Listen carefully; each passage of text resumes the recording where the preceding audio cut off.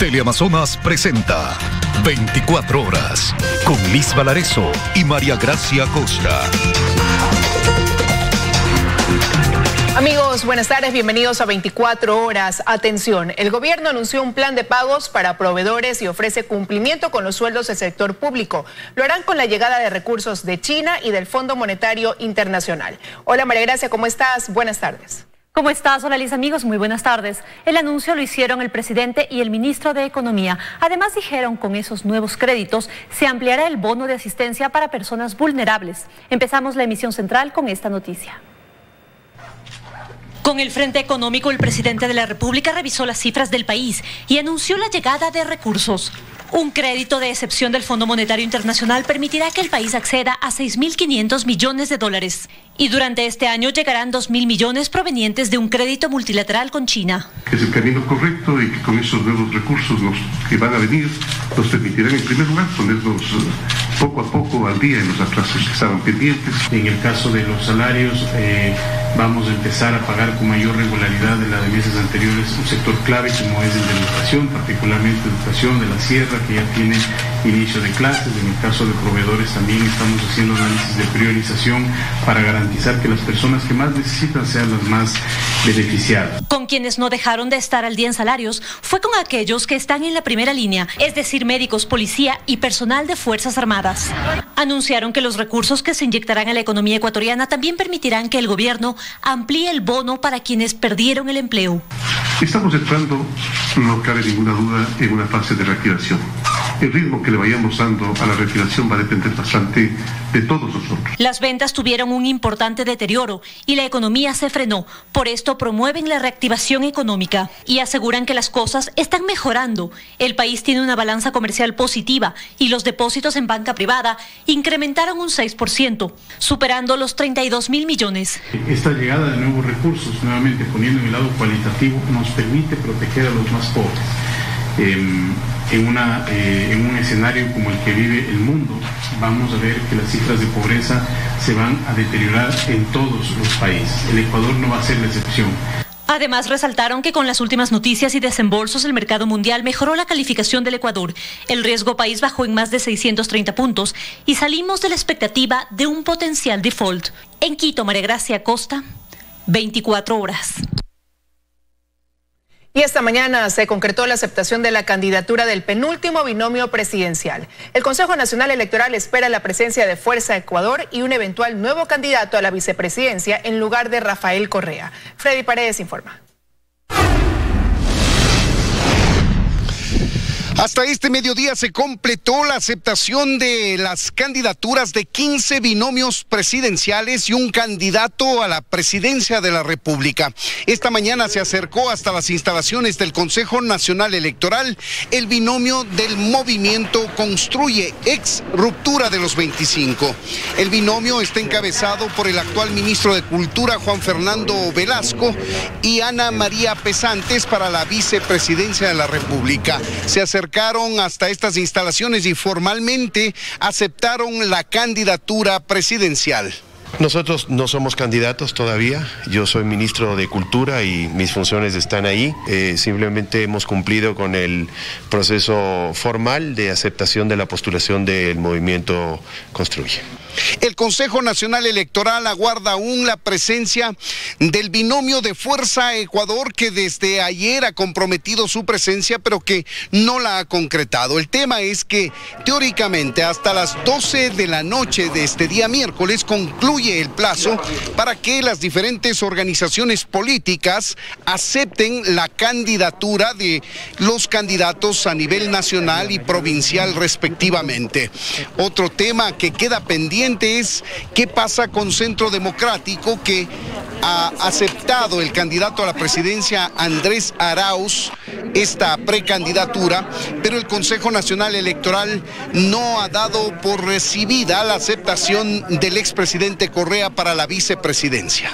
Si existiese un vicio en relación al cumplimiento de estas formalidades, como por ejemplo una candidatura que no fue aceptada en su inscripción como aceptación, obviamente será rechazada y la organización política tendrá 48 horas para reemplazar a este candidato. Son temas jurídicos y electorales que tendrán que dilucidarse en las próximas horas. El expresidente Rafael Correa no es el único que intenta candidatizarse para las próximas elecciones mientras afronta procesos judiciales. En la lista también constan el ex titular de la SENAÍN, Pablo Romero, el expresidente Abdalá Bucaram y Virgilio Hernández, quien es el único que ha logrado aceptar su candidatura ante el CNE. No va a la vicepresidencia, pero aún tiene otras posibilidades para 2021. El expresidente Rafael Correa fue además mocionado por el Movimiento Centro Democrático como precandidato a la Asamblea Nacional por la circunscripción de Europa, Asia y Oceanía. Esa precandidatura de momento ha sido aceptada en el Consulado de Ecuador en Francia por el ex canciller Guillaume Long, su suplente Margarita Guerrero. Sin embargo, eso no quiere decir que ya no haya vuelta atrás, pues de no inscribirse, Correa podría tomar la posta en esa candidatura. Y en esto la sentencia por cohecho en segunda instancia o la prisión preventiva que pesa en su contra no serían impedimento, dice el constitucionalista Ernesto Albano. Yo pienso que en la embajada el embajador no tiene facultades de policía en un tercer país, si bien, porque tendría un problema, lo detengo en el territorio ecuatoriano y cómo lo traslado después al Ecuador. Sin embargo, asegura que todo depende de lo que se resuelva en la casación del caso Sobornos. Pero Correa no es el único que sortea obstáculos judiciales en su intento por candidatizarse. El ex titular de la SENAÍN, Pablo Romero, sentenciado a 9 años de prisión por el secuestro de Fernando Balda, fue propuesto por Centro Democrático como precandidato a la Asamblea, mientras que el expresidente Abdalá Bucaram, que afronta 3 procesos, también anunció sus intenciones de llegar al legislativo de la mano de Fuerza Ecuador. Pero Romero está en prisión y Bucaram continúa con arresto domiciliario pese a los recursos que ha interpuesto. La inscripción tiene que ser personalísima. Y en presencia del candidato. Virgilio Hernández, quien afronta un proceso por rebelión y porta un grillete, ha sido el único que en este grupo de procesados ha podido aceptar su candidatura. Mientras tanto, aquí en la delegación electoral del Guayas, las organizaciones políticas terminan con el proceso de aceptación de precandidaturas para la Asamblea Nacional.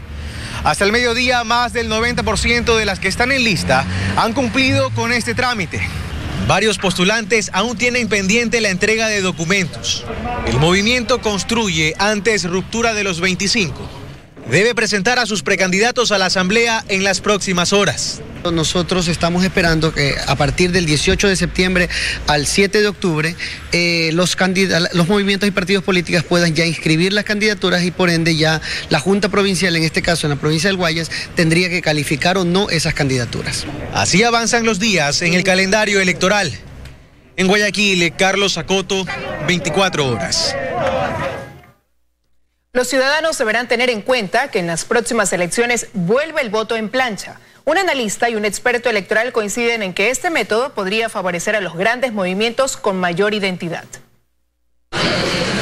Luego de 23 años y un sufragio abierto, es decir, de que el ciudadano tenga la opción de escoger a candidatos entre listas en las próximas elecciones para designar asambleístas y parlamentarios, usted solo podrá votar en plancha. La última vez que el país usó este modelo de sufragio fue en 1996, tras la consulta del 97 usada por Alarcón para legitimarse. Comenzamos a votar entre listas, algo que de nuevo quedará en el pasado. Y viendo el panorama actual, la pregunta es, ¿a quién podría beneficiar el voto en plancha para la Asamblea? Yo creo que hay un ligero beneficio para los que tienen una identidad más marcada.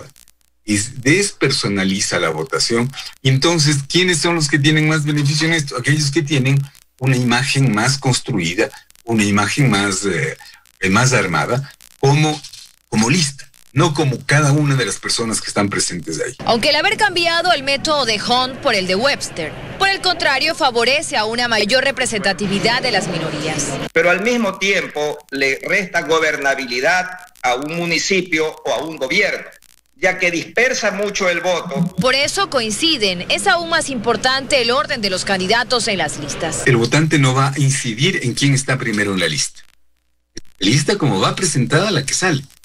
Los votos son para toda la lista en el orden en que la lista está está presentada. Creen que el optar por la votación cerrada, es decir, en plancha, incluso puede hacer que veamos rostros distintos en las papeletas. Este método ya hace que quien sea la atracción, sea el partido, sea la organización política, sea partido o movimiento, esa va a ser la atracción. Ya no va a ser la figura pública, no va a ser el actor, el artista. Para los dos consultados, este es un cambio sensato. Para los ciudadanos, probablemente será una votación más sencilla. Mientras que para los partidos, la intención es precisamente fortalecerlos, evitando personalizar el voto. Dayana Monroy, 24 horas. Son más de 6 millones de jóvenes y adolescentes los que podrán acudir a las urnas el 7 de febrero del próximo año a ejercer su derecho al sufragio. Sin embargo, hay apatía y decepción por la política y sus actores en este importante grupo de la población. Ella es Maylin Cruz, estudiante de psicología. Tiene 22 años y es de Guayaquil, aunque en una universidad de Quito se está formando. Su aspiración en la vida es llegar alto. Ser parte de la Organización de las Naciones Unidas, ayudando a que las personas con escasos recursos puedan cumplir sus metas. El sueño de Maylin nace de la principal frustración que siente al hablar de Ecuador. Hay inequidad, hay muchas personas que tienen muchas necesidades y nadie se preocupa por realmente solventar sus problemas. Responsabiliza de esta dura realidad a los políticos y por eso dice que ya le perdió la fe a los comicios. En febrero, Maylin no irá a votar por la pandemia y porque en realidad no ve un buen perfil para gobernar. El Ecuador necesita a alguien que sea una persona que esté preparada para este puesto, una persona que sea seria, alguien que sea honesto. Para María de Los Ángeles, de 22 años, estudiante de marketing, honestidad en la política ecuatoriana es algo que sencillamente no hay. La corrupción ha llegado a un nivel personal, se han burlado de los enfermos, de los muertos y de todos nosotros. Tampoco preparación. Para pedir un trabajo aquí en Ecuador necesito estudios universitarios con algo de experiencia y así.